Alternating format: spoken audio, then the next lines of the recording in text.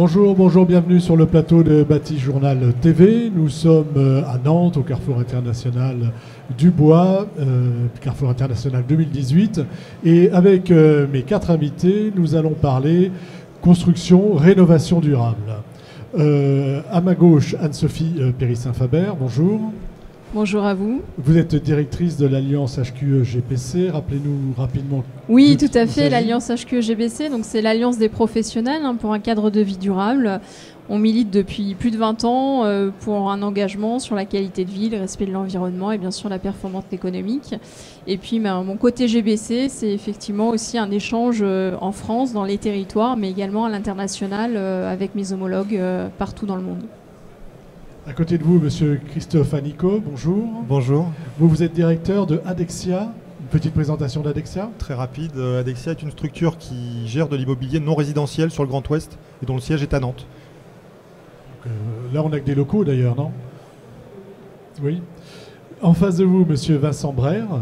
Vous êtes responsable d'agence Pouget Consultant. Bonjour. Bonjour. Vous êtes responsable de l'agence de Nantes? C'est ça, responsable de l'agence de Nantes et associé au niveau national avec le siège qui est à Paris, une 50aine de techniciens et d'ingénieurs en thermique et fluide. Voilà, Pouget Consultant, hein, c'est un des cabinets qui compte en thermique. On essaye, oui. À côté de vous, monsieur Laurent Rosset, bonjour. Bonjour. Vous êtes président de Novabuild et vous êtes aussi AIA Construction et donc vous êtes architecte. Voilà, je suis ingénieur et je suis associé dirigeant de la société d'architecture AIA Life Designers, effectivement, qui est nantaise d'origine. Qui est nantaise d'origine. Sur Novabuild, est-ce que vous pouvez nous présenter?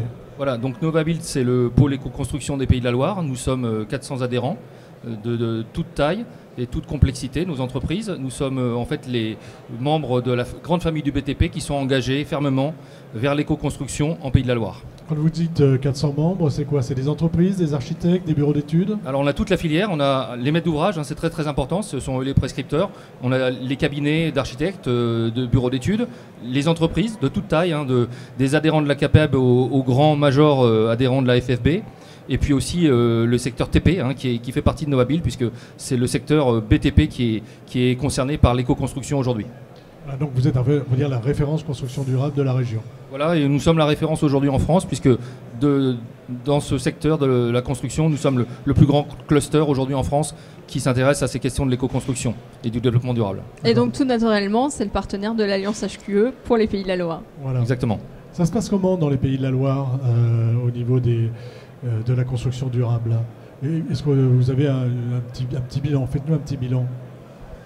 Donc on pourrait donner la parole à Anne-Sophie qui va... Alors, là, je pense qu'on a fait effectivement l'exercice ce matin dans le cadre de nos universités d'été. C'était intéressant de voir qu'il y a une vraie pratique construction durable avec plein d'acteurs très motivés sur ces sujets. Par contre, c'est comme tout, hein, il y a le verre à moitié plein, le verre à moitié vide, et il y a encore du progrès à faire, notamment avec des disparités territoriales qui sont assez marquées. Clairement, il y a une dynamique forte, des prescriptions fortes de la part des collectivités, des aménageurs dans plutôt les grandes agglomérations. Des dynamiques parfois sur la construction de maisons individuelles portées par des entreprises, par exemple en Vendée. Mais par contre, il y a certains territoires qui peinent un peu parce que ils peinent tout court, je dirais déjà, à faire sortir des produits. Donc forcément, ils ont un peu de mal à aller plus loin. On a vu ce matin par contre des exemples où par exemple Alter Aménagement sur la zone des Échats, où au contraire, ils ont fait du développement un facteur d'attractivité. Voilà, donc une pratique, mais encore des progrès si on veut arriver à une construction durable pour tous, dans tous les territoires. Une pratique, ça veut dire quoi? C'est beaucoup de monde qui s'intéresse quand même en ville, moins à la campagne. On explique ça, parce qu'il y a moins de projets tout simplement. Oui, puis il y a moins d'attractivité, c'est-à-dire que pour avoir un projet en ville, avoir une saine émulation entre promoteurs, ensuite entre les cabinets de maîtrise d'œuvre, d'architecture, donc on va essayer de pousser les courseurs pour remporter l'affaire. Quand vous êtes sur un territoire où déjà, en fait, il faut vous battre pour qu'il y ait quelqu'un qui vienne construire sur votre territoire, forcément, vous avez un peu plus de mal, voilà. Et donc, excusez-moi, continue. Non, d'où l'enjeu, de prendre conscience aussi de ces disparités territoriales pour pouvoir mettre en lumière qu'il faut aussi agir sur ces territoires et peut-être les soutenir tout particulièrement. Ça représente quoi? On parlera, on verra que la rénovation c'est important, mais ça représente quoi en termes de construction neuve aujourd'hui, la construction durable ici? Et d'abord, une petite définition de la construction durable. Voilà. Donc la construction durable, on pourrait dire aujourd'hui, c'est la construction qui va au-delà de la réglementation actuelle. Hein. Vous savez qu'on a des règles dans la construction, comme la RT 2012 par exemple, à respecter, tout le monde doit le faire, mais si on parle de construction durable, on a des entreprises, des donneurs d'ordre qui vont au-delà et qui s'engagent dans des démarches de certification avec des bâtiments exemplaires en termes de consommation de matériaux renouvelables, en termes d'émissions de gaz à effet de serre, etc. Et d'ailleurs, c'est essentiel, parce que si on recadre un petit peu le secteur du BTP auquel on appartient, nous sommes le premier secteur en France le plus concerné pour tenter de respecter les engagements de la COP21. Puisqu'on n'en a pas toujours conscience, mais en fait notre secteur est le secteur qui est le plus consommateur d'énergie, hein, dans l'acte de construire et puis dans l'habitation. Ça c'est ce qu'on a l'habitude de dire, mais ça va plus loin en réalité. On est plus sur les déchets. Sur voilà. Et puis au-delà de ça, on est à peu près l'équivalent des transports. C'est à peu près 20% des émissions de gaz à effet de serre. Ça c'est très important. Et puis ce qu'on oublie souvent, c'est qu'on est les plus gros prédateurs en fait de matériaux non renouvelables et de création de déchets, puisque sur les 40 millions de tonnes de déchets par exemple en France par an, 75% sont relâchés par le BTP et non recyclés. Donc il y a des enjeux majeurs qui nécessitent que des entreprises comme les nôtres, celles qui sont adhérentes à Novabuild, celles qui sont adhérentes à HQE-GBC, aillent plus loin que la réglementation, soient exemplaires, prototypent des solutions pour qu'on finalement on essaie de trouver des remèdes à notre secteur qui est, je le disais, hautement concerné par ces questions de la COP21. Un remède. Alors, en dehors de l'énergie dont on parle beaucoup. Le remède numéro 1, c'est l'engagement, c'est la volonté de le faire, bien sûr. Mais après, c'est de regarder les choses de façon très pragmatique. Quand on regarde le parc de bâtiments en France, on a 33 millions d'unités construites. D'accord ? Toute taille de la petite maison à l'immeuble, 33 millions. On oublie souvent, on construit que 500 000 unités par an. Donc si on veut regarder le problème par la lorgnette de la construction neuve uniquement, en fait, il faudrait 60 ans pour arriver à faire un parc complètement neuf qui soit plus émissif de gaz à effet de serre et de cause de réchauffement climatique. Donc un des enjeux majeurs, c'est bien la rénovation de ce qui existe. Et là, on a une vraie question de fond, et on y travaille dans la filière, de rendre désirable, enviable, attractive la rénovation du parc existant, hein, que ce soit dans le tertiaire ou dans l'habitat. Et là, c'est pas uniquement les questions techniques, les questions de factures de chauffage vont jouer, mais c'est pas que ça. Il faut que cette rénovation soit marketée, qu'elle valorise le bien, que ça soit su de la part des gens, et puis qu'on s'y retrouve aussi dans les labels, forcément, et puis au bilan, que le confort dans la maison, par exemple, soit amélioré, et que finalement, le bonheur à habiter là ou à travailler là soit amélioré. Pour le particulier, l'entrée de la rénovation, c'est pas forcément par les économies d'énergie. Si c'était le cas, ça serait déjà opérant. En fait, on voit bien que les gens, dans leur habitude de vie, ils priorisent aujourd'hui sur les voyages, sur l'équipement électroménager, etc., électronique. Et c'est pas le premier budget sur lequel on veut aujourd'hui mettre son argent. Donc c'est qu'on a aussi, nous, dans notre profession, à donner envie de le faire et d'expliquer pourquoi c'est intéressant à plus d'un titre. Ça, c'est le premier enjeu. Est-ce que vous êtes d'accord sur le diagnostic ? Peut-être compléter. On a parlé du neuf, de la rénovation. On a le parc existant aussi. Je crois qu'aujourd'hui, on a des outils pour pouvoir, quel que soit là où on habite, là où on travaille, on peut progresser, même si on n'est pas dans une phase où on aura le budget pour faire la rénovation. On peut travailler aussi sur l'exploitation, et ça, c'est un enjeu majeur, parce qu'il y a des économies aussi extrêmement importantes à faire sur ce sujet. Rénovation, mais pas que, et on verra avec vous l'exploitation tout à l'heure, mais allez-y. Oui, je voulais souligner effectivement que l'utilisateur, notamment en tertiaire, qui est notre domaine, est quand même un acteur central de la performance de l'immeuble tertiaire. Celui qui utilise le bâtiment est un acteur, on a parfois tendance à l'oublier. Je voulais juste rajouter qu'effectivement, on sait qu'il y a une disproportion entre le neuf et la rénovation en termes de volume et de parc, mais de faire performant dans le neuf incite à l'innovation et permet de développer des nouveaux produits qui ensuite, avec un certain usage, sont utilisables et trouvent leur place dans la réno. Donc, c'est la Formule 1 de la voiture de série, si vous voulez. Voilà, c'est ça. Donc il faut aussi se servir de la performance dans le neuf pour aller vers des nouveaux produits et développer des solutions. Deuxième enjeu important, reconstruire la ville, mais la reconstruire d'une certaine manière. Oui, tout à fait. On a après cette rénovation énergétique, effectivement, le deuxième enjeu majeur, c'est la consommation en fait, de matériaux, d'une part, et de foncier, hein, puisque le secteur en fait, grignote des terres agraires. Il y a une forme d'étalement urbain, hein, si on ne crée pas des polarités qui créent des déplacements supplémentaires, ça c'est pas très bon. Donc il y a un véritable enjeu d'améliorer la ville, de reconstruire la ville sur elle-même. Là il y a deux vertus essentiellement. Premièrement, utiliser ce qui existe et l'augmenter en surface ou le recycler. Aujourd'hui, dans la loi Elan qui est à l'Assemblée aujourd'hui, qui est votée à l'Assemblée, il y a des éléments assez intéressants sur le taux de constructibilité qui pourrait être augmenté si on repart d'un bâtiment existant, ou par exemple des parcs de logements tertiaires qui sont aujourd'hui désuets par rapport aux usages des entreprises. On ne peut plus travailler dans ces conditions-là, mais qui peuvent très bien être le support de logements neufs. Donc là, il y a aussi un vrai travail de notre secteur pour trouver les solutions adéquates. Ça, c'est le premier point. Et puis le deuxième point, c'est les matériaux en eux-mêmes, hein. En fait, aujourd'hui, on est en train d'épuiser des matériaux essentiels pour construire, hein, qui sont parce qu'ils sont pas renouvelés. Ce ne sont oui, pas... c'est le cas typique du sable avec le béton. On connaît ça.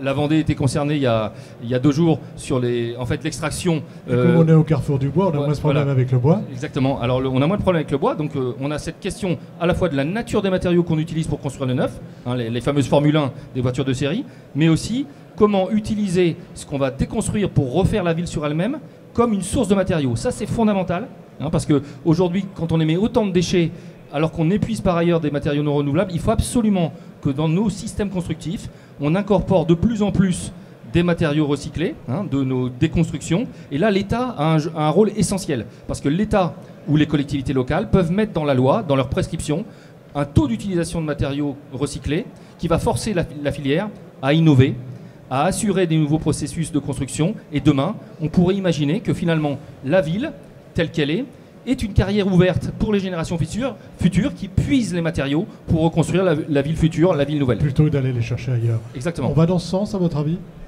Pas tout à fait encore, même s'il y a des opérations tout à fait remarquables à ce titre-là, hein, où on sait reconstruire avec les matériaux d'un site, etc. Mais pratiquement, il faudrait inventer, si vous voulez, ça n'est pas encore le cas, oui, la manière de le faire, Airbnb du matériau, hein, une sorte de plateforme où tel déconstructeur ou telle entreprise qui déconstruit à un endroit met sur une plateforme les matériaux à disposition de gens qui pourraient les recycler parce que eux, dans leur cycle de construction, ils en ont besoin. Là, on n'y est pas encore, c'est l'avenir, mais on sent bien que le numérique va nous aider là-dessus. J'ai un super adhérent à te présenter, je pense. Qui vient de sortir ça. Ça existe. Ça s'appelle Cycle Up. Cycle Up, pour pas les nommer. Ça s'appelle Cycle Up, c'est un des adhérents de l'Alliance qu'il faut que je présente à Nova Build sur ces sujets de plateforme. Je pense que tu n'as pas prononcé le mot. Effectivement, l'enjeu d'économie circulaire est extrêmement important. On est en plein dedans, feuille de route aussi. Et donc, nous aussi, dans nos outils, on a aujourd'hui des profils économie circulaire pour aider les acteurs dans ce chemin à améliorer effectivement leur empreinte environnementale et à maximiser effectivement les bonnes pratiques. Monsieur Anico, oui. L'usager, vous avez dit tout à l'heure, est très important dans la consommation du bâtiment, hein, dans la manière de se servir du bâtiment a une influence directe sur son impact environnemental. Expliquez-nous un peu ce que vous mettez en place. Comment ça... Alors, on est au contact évidemment au quotidien des utilisateurs d'immeubles tertiaires que nous gérons. Et effectivement, le budget qui est alloué à l'énergie pour faire fonctionner les systèmes de climatisation est un des premiers postes qu'on retrouve dans les copropriétés ou les immeubles que nous gérons. Et donc, l'idée, c'est de faire diminuer ce poste-là. On est en train de mener une expérimentation sur un des immeubles nantais qui s'appelle Eureka sur l'île de Nantes, dans lequel nos bureaux sont situés. Grâce à l'Agence régionale des Pays de la Loire et au concours Résolution 2017, on est en train de mettre en place une expérimentation qui dote de capteurs l'immeuble pour pouvoir capter assez finement les origines de consommation, pouvoir en donner l'information de façon compréhensible et intéressante à l'usager et de façon symétrique en tirer des conclusions sur l'aspect strictement technique grâce à des intervenants strictement techniques dédiés qui peuvent nous aider à travailler là-dessus. Donc on est vraiment sur un sujet qui va permettre, en tout cas c'est notre credo, qui va permettre à l'usager de bien comprendre. On voit aujourd'hui des décalages très forts, on parlait tout à l'heure de labellisation, des décalages très forts entre la quantité d'énergie théorique qui effectivement est calculée sur un certain nombre de critères très précis, et derrière parfois des consommations réelles qui ne sont finalement que le fait de l'utilisation. C'est très important, hein. C'est le double parfois. Hein, c'est fondamental. Donc notre positionnement, c'est de nous dire finalement effectivement il y a un aspect strictement technique de travaux à envisager sur un certain nombre d'immeubles, mais qui peut être aussi complété par des solutions simples qui peuvent être de faire de l'audit énergétique et surtout d'utiliser la donnée, puisqu'aujourd'hui on est comme dans ce monde-là. On a des capteurs qui peuvent nous donner des indications de consommation, de température extérieure, de présence dans les salles.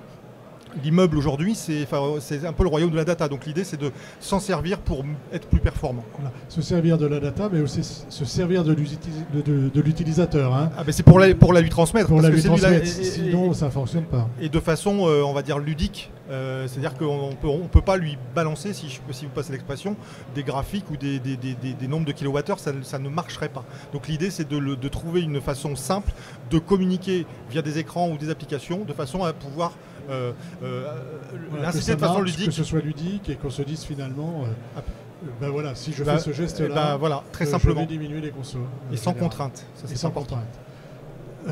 Vous vouliez ajouter quelque chose? Oui, je voulais rajouter qu'effectivement l'utilisateur, hein, c'est l'objet. Un bâtiment, c'est d'abord fait pour être utile, donc c'est bien normal qu'on s'intéresse à ça. Et nous, on essaie aussi de changer le regard. Donc là, bien sûr, l'énergie, les économies d'énergie, bien évidemment, mais pas que. Notamment dans le tertiaire, on est en train d'essayer. Il y a pas mal d'études économiques qui sont en train de démontrer et de faire prendre conscience que la qualité du bâtiment a un effet direct aussi sur la productivité des salariés et que les enjeux de qualité d'air, de confort acoustique, de confort thermique, de qualité des vues, etc. Vous voulez nous faire travailler plus avec un air plus non, meilleur on veut éviter typiquement, on a oublié, mais au départ, les débits sont dits hygiéniques. C'est bien pour éviter la propagation des maladies. On ne fait pas juste une dépense de consommation énergétique quand on ventile. On fait aussi ces éléments-là pour un bien-être, un confort. Donc, et ce qui est intéressant, c'est quand on change ce regard en se disant que la qualité du bâtiment, finalement, c'est aussi ce qui va faire que vos collaborateurs ont plus envie de venir le matin, sont moins malades, peut aussi, selon les aménagements, créer plus ou moins d'interactions, créer plus ou moins aussi sur la santé. On sait qu'avoir des cages d'escalier plus ouverts, plus accessibles, que systématiquement les ascenseurs, ça peut contribuer aussi à nous faire marcher un peu plus, nous qui sommes sédentaires. Donc, et quand on change ce regard, on est dans un rapport sur 100, hein, si on prend 100, hein, pour une entreprise, un coût c'est 100, on va dire 100, l'énergie c'est 1, le loyer c'est 9, et le poste des salariés, c'est 90. Donc finalement, vous voyez bien que si vous améliorez votre productivité des salariés, vous avez beaucoup plus de moyens à mettre dans la qualité du bâtiment. Et ça, c'est important de changer ce regard pour qu'on puisse effectivement avoir l'économie de projet qui va bien pour investir dans la qualité de la construction durable.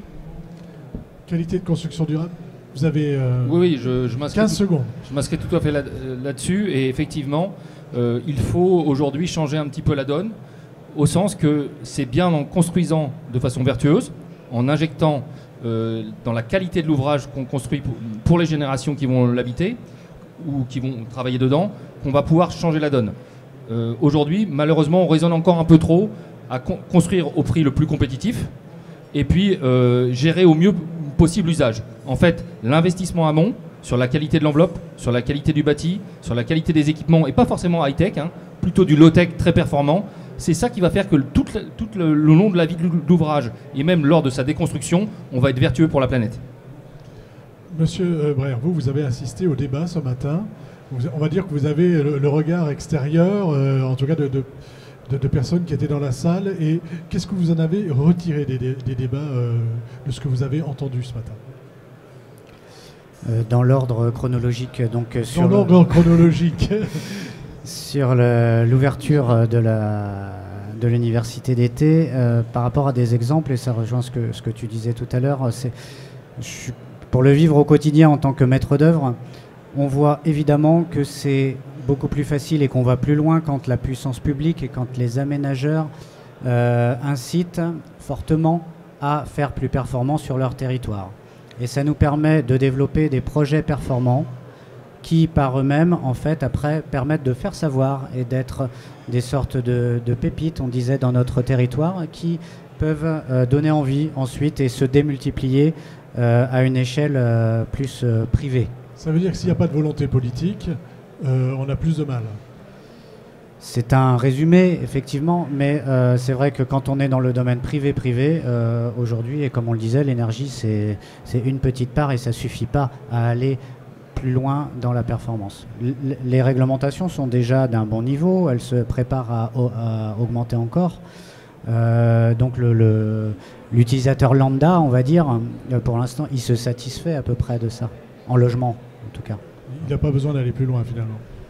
Si, évidemment, il y a besoin d'aller plus loin. Mais dans la production de bâtiments neufs, en tout cas, c'est l'offre et la demande. Enfin, on ne peut pas dire que l'offre soit trop axée là-dessus pour l'instant. En tout cas, il y a un élément aujourd'hui qui commence à ressortir qui est très net. C'est les biens qui sont construits au-delà de la réglementation, engagement volontaire, on le disait tout à l'heure, certifiés, sur le marché de la revente d'occasion. C'est pas qu'ils se revendent plus cher aujourd'hui, parce que là il y a un marché qui est au mètre carré, qui est en fonction de l'emplacement, mais ils se revendent très vite. Et revendre très vite, au prix où on voulait, ça c'est très intéressant. Le jour où on arrive à marketer ça, on aura aussi, par la commande privée notamment, par les gens qui vont acheter, qui vont louer, une volonté d'avoir des bâtiments plus vertueux aussi. Et ça va inciter toute la chaîne à faire mieux. La valeur verte. Oui, complètement. Ça rejoint mon deuxième sujet, qui était la copro. Ouais. Et le fait de transformer l'essai entre les audits énergétiques qui sont assez généralisés et le passage à l'acte des travaux. Eh bien, on a eu des retours d'expérience ce matin qui montrent que d'aller vers un accompagnement d'un certificateur et une labellisation peut être un gage de performance et améliore la revente, améliore le confort évidemment, et donc est certainement un plus pour aller vers une multiplication en tout cas des travaux dans la copro. Ça veut dire qu'il faut prendre les gens par la main, les accompagner. Évidemment, je crois qu'on a parlé tout à l'heure d'accompagnement, et que ce soit en amont, dans la pédagogie, parce que même si on leur livre des Formule 1 à nos usagers, il faut leur expliquer comment ça marche, avec des éléments simples, et il faut les accompagner. Ce qu'on appelle le commissionnement, c'est-à-dire sur 2-3 ans minimum, en fait, il faut être à leur côté pour régler le bâtiment à leurs mains, et que ce soit interactif. Enfin, moi, j'irais au-delà, commissionnement bien sûr, mais si vous arrêtez de regarder, on continue à plus faire attention et du coup à gaspiller. Enfin, je pense que cette notion d'exploitation, une construction durable, c'est tous les jours par tout le monde. Voilà, et il faut continuer. C'est pas que la construction, c'est aussi ce que vous disiez tout à l'heure, l'usage et l'exploitation. Troisième point. Où je vais plutôt rebondir sur notre expérience utilisateur. D'un bâtiment qui a été rénové de façon exemplaire. Voilà, que j'ai eu la chance de visiter en plus. Avec plaisir, effectivement, il y a eu beaucoup de visiteurs et on a fait aussi ça pour ça. 800 mètres carrés de bureaux sur l'île de Nantes, on a acheté un socle ancien des années 50, on l'a rénové à un niveau digne des bâtiments tertiaires neufs, puisqu'on rentre même dans le référentiel BEPOS. Et en tant que maître d'ouvrage, maître d'œuvre et utilisateur, effectivement, on a une vision assez large du sujet. Et je peux vous dire que c'est du quotidien d'accompagner notre équipe, mais pas que, parce qu'il n'y a pas que Pouget Consultant dans ce bâtiment-là. Donc on communique 1 à 2 fois par an sur nos résultats, notre fonctionnement. Et même nous qui sommes baignés dans le sujet complètement, c'est jamais gagné. Effectivement, et ça se répète. Et c'est un sujet à long terme, il ne faut jamais lâcher l'affaire. Voilà, quand on parle de durabilité, c'est aussi la durabilité dans l'usage et la manière d'utiliser. Et ce sera votre dernier mot. Dernier mot, c'est que quand on livre un bâtiment en fait, avec de très faibles besoins, on se rend compte qu'on a amélioré notre performance. Aujourd'hui, on a 20% de dépassement. 20% de pas grand-chose, c'est pas très grave. Et donc, certes, on peut toujours faire mieux, mais quand à la base, on a traité le sujet de livrer une enveloppe et un bâtiment à faible besoin, c'est déjà une grosse part du chemin qui est faite. Merci d'être venu. On aurait pu en parler toute l'après-midi. Merci d'être venu sur le plateau de Bâti Journal TV. Une émission à retrouver sur notre site Bâti Journal TV et sur le site de notre partenaire France Bois Forêt. Merci à vous d'être venu jusque-là. Merci. Merci. Bonne fin de journée.